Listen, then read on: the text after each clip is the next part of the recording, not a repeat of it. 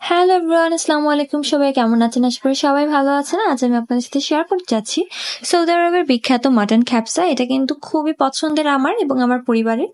আপনারা কিন্তু এটা খুবই সহজ পদ্ধতিতে তৈরি করতে পারবেন। আজ আমি এটা সম্পূর্ণ অ্যারাবিয়ান পদ্ধতিতে তৈরি করে দেখিয়েছি। তাহলে চলুন সময় নষ্ট না করে শুরু করা যাক। প্রথমেই দিয়ে দিচ্ছি 2 চা চামচ আদা বাটা, 2 চা চামচ রসুন বাটা এবং 1 চা চামচ মরিচের গুঁড়ো। দিয়ে দিচ্ছি কাজু বাদাম, কাঠবাদাম, জয়ত্রী, জয়ফল এবং গোলমরিচ বাটা। 1 চামচ সয়া সস, 1 চামচ লেবুর রস, 2 চা চামচ সয়াবিন তেল। দিয়ে দিচ্ছি 1 চামচ জিরার গুঁড়ো, 1 চা চামচ ধনিয়ার গুঁড়ো, 1 চা চামচ গুঁড়া দুধ, 1 চা চামচ টক দই, স্বাদ মতো লবণ। এরপর আমি এগুলো ভালোভাবে মিক্স করে নেব। এরপর আমি এর মধ্যে মাটনের রানগুলা দিয়ে দেব। এরপর ভালোভাবে মশলার সাথে মাখিয়ে নেব। সাথে দিয়ে দিচ্ছি 1 চামচের মতো টমেটো সস। এরপর ভালোভাবে মিক্স করে নেওয়া হয়ে গেলে এটাকে আমি 1 ঘন্টার জন্য রেস্টে রেখে দেবো। আমি এভাবে এটাকে ভালোভাবে র্যাপার দিয়ে পেঁচিয়ে এটাকে আমি 1 ঘন্টা ফ্রিজে রেখে দেবো। ফিরে এলাম 1 ঘন্টা পর। এখন আমি এটার উপর দিয়ে দিচ্ছি 2 চা চামচের মতো ঘি এবং 3 টেবিল চামচের মতো সরিষার তেল। এরপর ভালোভাবে আমি এটা মিক্স করে এটাকে আমি ফয়েল পেপার দিয়ে মুড়িয়ে নিচ্ছি। এরপর আমি এটাকে ওভেনে দিয়ে দেবো 2 ঘন্টার জন্য।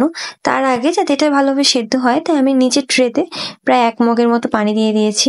আপনারা যদি দেখেন যে পরবর্তীতে পানি শুকিয়ে গেছে তাহলে কিন্তু আপনারা পরবর্তীতে আরো পানি চাইলে দিতে পারেন।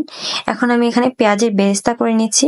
এরপর আমি পেঁয়াজটা হালকা ভেজে এরপর আমি এর মধ্যে দারচিনি, এলাচি, লবঙ্গ, গোলমরিচ এবং তেজপাতা দিয়ে হালকা ভেজে নিয়ে এর মধ্যে পরিমাণ মতো পানি দিয়ে এরপর আমি এর মধ্যে কয়েকটা মরিচ, স্বাদ মতো লবণ এবং 2 চা চামচ আদা বাটা দিয়ে এটাকে বলক আসার আগ পর্যন্ত আমি ঢেকে রাখবো। এই যে দেখুন এই পর্যায়ে বলক চলে এসেছে। এখন আমি আগে থেকে ধুয়ে রাখা বাসমতি চালগুলো আমি এখানে দিয়ে দিয়েছি। এরপর আমি এটাকে নাড়িয়ে এর মধ্যে 1 চামচের মতো লেবুর রস দিয়ে এটাকে আমি আবারও ঢেকে রাখবো।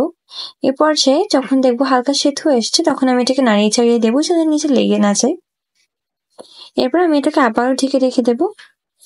এ পর্যায়ে আমি এখন দিয়ে দেবো জাফরান। এই কারণে আমি জাফরানগুলো পানিতে ভিজিয়ে নিয়েছি। এখন আমি এটাকে একটু নাড়িয়ে চাড়িয়ে নেব। জাফরান কিন্তু ব্যবহারের আগে ভিজিয়ে রাখতে হয় যাতে এটার কালারটা বের হয়ে আসে। এরপর আমি এই যে জাফরানটা দিয়ে দিচ্ছি। এরপর দিয়ে দিচ্ছি পেঁয়াজ বেরেস্তা। এরপর আমি এটাকে ঢেকে রেখে দেব। দিয়ে দিচ্ছি সামান্য একটু লেবুর রস। এরপর আমি এটাকে দমে দিয়ে দেওয়ার জন্য ফয়েল পেপার দিয়ে ভালোভাবে সিল করে দেব। এখানে কিন্তু জাফরানটা টোটালি অপশনাল, আপনারা চাইলে স্কিপ করতে পারেন।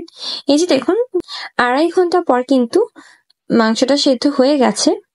এখন আমি এটাকে খুলে দেখিয়ে দিচ্ছি। এর উপর আমি সামান্য সরিষার তেল ব্রাশ করে নিচ্ছি।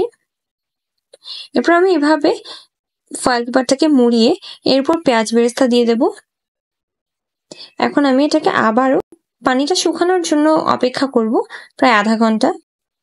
এই যে দেখুন অবশেষে তৈরি হয়ে গেল সৌদি আরবের বিখ্যাত সেই অ্যারাবিয়ান খ্যাপসা।